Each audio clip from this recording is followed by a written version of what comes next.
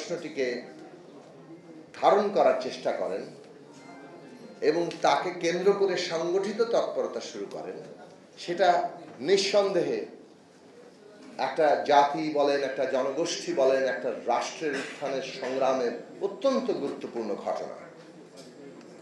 এই একটি ঘটনার কারণে এবং এটার পরে তিনি যা যা করেছেন সেই কীর্তিতেই সিরাজুল আলম খান এই জনপদের মানুষের মধ্যে বহুভাবে আলোচিত হবেন, বহুভাবে তাকে স্মরণ করা হবে।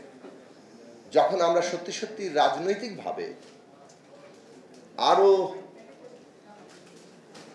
একটা সত্যিকার রাজনৈতিক জনগোষ্ঠী হয়ে উঠতে চাইব, নিজেদের মর্যাদা নিয়ে, নিজেদের অধিকার নিয়ে আরো বেশি সচেতন হয়ে এই রাষ্ট্রটা যে লক্ষ্য নিয়ে গঠিত হতে চেয়েছিল তার পরিগঠনে নিজেদের নিয়োজিত করব, এই দেশের তরুণরা সেই কাজে এগিয়ে আসবেন, তখন সিরাজুল আলম খান নানা দিক থেকে আলোচিত হবেন, যেমনটা এখানেও কিছুটা আলোচিত হয়েছে। এই যে একটা মিশন সংগঠিত তৎপরতা 60-এর দশকে সিরাজুল আলম খানের মধ্যে, তরুণদের একটা বিরাট অংশের মধ্যে আমরা দেখেছি, এই জায়গাটি, এই মিশন জায়গাটি আজকের বাংলাদেশে অত্যন্ত জরুরি। বাংলাদেশ এখন যে ক্রস রোডে দাঁড়িয়ে আছে, তাতে আমরা যদি আমাদের অধিকার প্রতিষ্ঠা করতে চাই, আমরা যেটাকে বলি যে একটা ফ্যাসিস্ট ব্যবস্থা আমাদের জগদ্দল পাথরের মতো আমাদের ঘাড়ে চেপে বসেছে, এর থেকে আমরা মুক্ত হতে চাই, তাহলে এই রকম মিশন একটা রাজনৈতিক তৎপরতার জায়গা দরকার। লক্ষ মানুষ জমায়েত হতে পারে, কিন্তু রাষ্ট্রযন্ত্র তাকে 1 ঘন্টার মধ্যেই ডিসপার্স করে দিতে পারে। এই বাস্তবতাটা এসছে এবং এইটাকে প্রতিরোধের দিক থেকে, কারণ সরকারি রাষ্ট্রযন্ত্র কতদূর পর্যন্ত যেতে পেরেছে বিভিন্ন ঐতিহাসিক পর্যায়ে আমরা সবাই জানি। তারা গ্রেফতার করেছে, মামলা দিয়েছে, নির্যাতন করেছে, গুম করেছে, হত্যা করেছে, এমনকি এটা গণহত্যা পর্যন্ত এসেছে। এই রকম একটি জায়গায় রাষ্ট্রশক্তিকে মোকাবেলা করেই রাজনৈতিক বিজয় অর্জন করতে হয়। সেটা আমাদের দেশের ইতিহাসে আমাদের দেশে প্রমাণিত হয়েছে। সেটা 71 সালে যেমন প্রমাণিত হয়েছে, পরবর্তীকালেও প্রমাণিত হয়েছে। কাজেই বর্তমান অবস্থায় রাজনৈতিক সংগ্রাম করেই এই জগদ্দল পাথর থেকে মুক্ত হতে হবে। অন্য কোনো আপতিক মুক্তির অপেক্ষায় যারা থাকবেন তারা রাজনৈতিকভাবে কোনো প্রাসঙ্গিক জায়গা নেই। তারা খুদকুড়ো খাওয়া লোক, সবসময় খুদকুড়োর জায়গায় থাকবেন। পরিষ্কার লাইন হচ্ছে রাজনৈতিকভাবে এই ব্যবস্থা মোকাবেলা করার সংগঠিত তৎপরতা দরকার। সেই কারণে সিরাজুল আলম খান অত্যন্ত প্রাসঙ্গিক।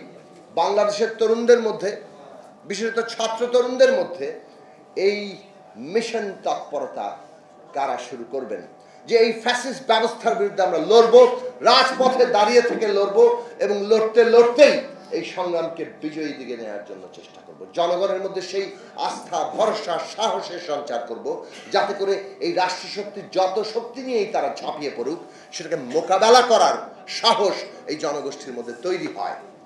62 সালে ছাত্রদের উপর নির্যাতন হয়েছিল, 71 সালে ছাত্ররা অস্ত্র হাতে গণহত্যা মোকাবেলা করার সাহস সঞ্চয় করছে। এইটা খুব জরুরি। দ্বিতীয় দিক থেকে আমি প্রাসঙ্গিক মনে করি সিরাজুল আলম খানকে, যে 72 সালে এই রাষ্ট্র পরিগঠনের প্রশ্নটা যখন হাজির হয়েছে, তখন সেটা কোন রাষ্ট্র হবে?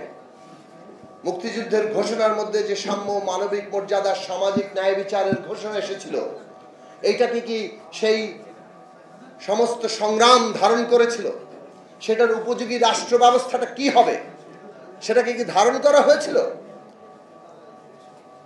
নাকি একটা রাষ্ট্র তৈরি করা হয়েছে যেখানে যাকে বলে শাহেনশাহর মতো ক্ষমতা একজন প্রধানমন্ত্রীর হাতে কেন্দ্রীভূত করা হয়েছে? এইটাই প্রধান একটা গুরুত্বপূর্ণ পার্থক্য রেখা। গণতান্ত্রিক রাষ্ট্রের, যেটা হাসনাত কাইম বলেছেন, বহু রকম ফের আছে, কিন্তু একটা গণতান্ত্রিক রাষ্ট্র সে জনগণের মুক্তির দিশাটা হাজির করে কিনা, মুক্তিটাকে নিশ্চিত করার দিকে অগ্রসর হয় কিনা, তার অধিকার এবং তার মর্যাদার প্রশ্নটাকে আরো সম্প্রসারিত করে কিনা।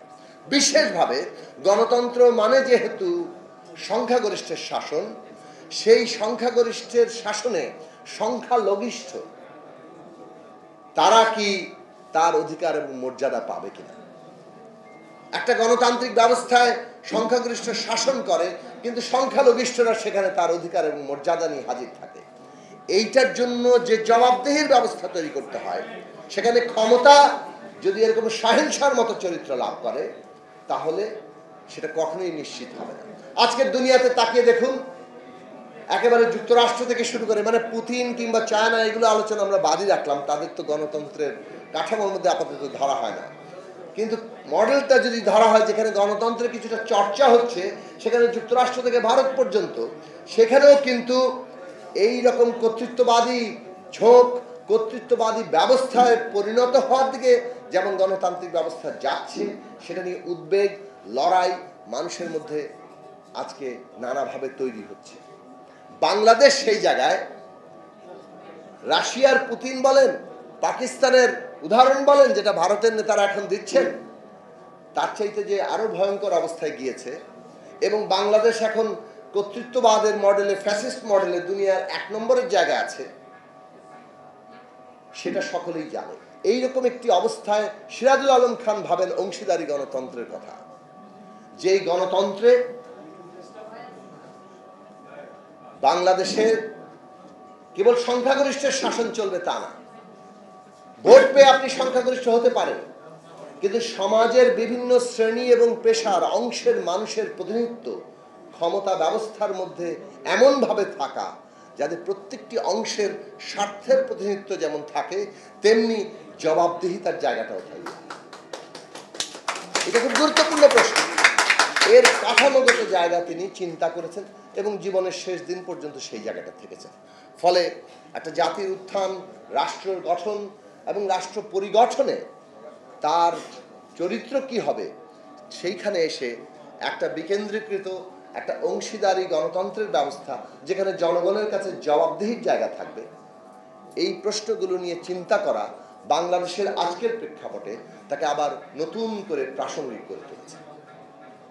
এখন আসেন, এই দেশের রাষ্ট্রের গতিমুখ কি আমাদের নেতৃবৃন্দ বলবেন, কিন্তু গতিমুখ কিন্তু খুব পরিষ্কার। এই দেশে একটা রাজনৈতিক দল ক্ষমতা রক্ষা করতে গিয়ে গোয়েন্দা সংস্থা দিয়ে বিচারপতিকে লাঞ্ছিত করেছে, এটা আমরা সবাই জানি। প্রধান বিচারপতিকে লাঞ্ছিত করা, তাকে দেশের থেকে বাধ্য করা, এটা কেবল একজন ব্যক্তি এস.কে. সিনহাকে করা নয়, পুরো বিচার ব্যবস্থাটাকে তারা ওইভাবে লাঞ্ছিত করেছে এবং নিজেদের করায়ত্তে এনেছে। আজকে তারা সেনাবাহিনীর মতো সার্বভৌমত্ব রক্ষার প্রতিষ্ঠানকে কোন জায়গায় ব্যবহার করেছে, যেখানে জেনারেল আজিজ জমি আর টাকার বিনিময়ে মানুষের ভোটের অধিকার কেড়ে নেওয়ার ক্ষেত্রে সেনাবাহিনীকে ব্যবহার করতে পারেন, এবং তারপরে নিজে সেনা প্রধান হিসেবে ঘোষণা দেন যে এর মতো ভালো নির্বাচন তিনি আর দেখেননি। যেখানে পুলিশ বাহিনী বেনজির টাকার বিনিময়ে ডিএমপি কমিশনার, র্যাব চিফ এবং পুলিশ প্রধান হয়ে শত শত লোককে গুম, খুন, অত্যাচারের পেছনে থাকেন, নেতৃত্ব দেন আরো অনেকের সাথে মিলে, এবং সেটার বিনিময়টাও কি, এখন আলাদিনের চেরাগের মতো তার সম্পত্তির হিসাব বেরোচ্ছে। কাজেই দেশের আমলাতন্ত্র এই দামি নির্বাচনে পিছিয়ে পড়ে এখন সর্বাগ্রে কিভাবে প্রধান ভূমিকা অবতীর্ণ হতে পারা যায়, সেটা 24 সালের আগে আমরা যারা এই দেশে থাকি তারা সবাই জেনেছি। ফলে বিচার বিভাগ, সেনাবাহিনী, পুলিশ কিংবা র্যাব, আইন শৃঙ্খলা বাহিনী এবং আমলাতন্ত্র, তার সাথে তারা মিডিয়াকে কিভাবে একটা মিডিয়া লিগে পরিণত করেছে, কিভাবে এস আলম সহ কয়েকজনের হাতে সমস্ত দেশের সম্পদ তুলে দিচ্ছে, ব্যাংকগুলো তুলে দিচ্ছে, এইটা সব আমরা দেখছি। এই জায়গাগুলো দেখলে রাষ্ট্রের গতিমুখটা খুব পরিষ্কারভাবে দেখা যায়। এটার পরিণতিটাও আমরা দেখতে পাচ্ছি।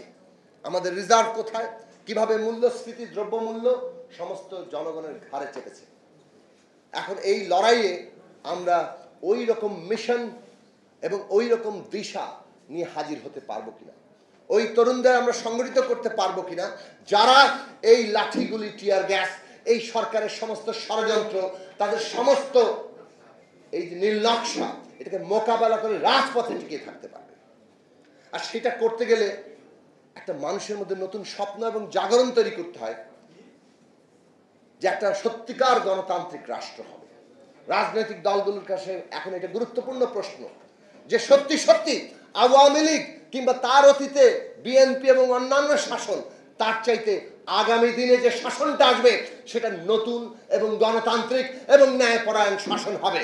এই নিশ্চয়তা, এই স্বপ্ন মানুষের মধ্যে দেখানো না পর্যন্ত তরুণদের ওই জাগরণটা ঘটবে না।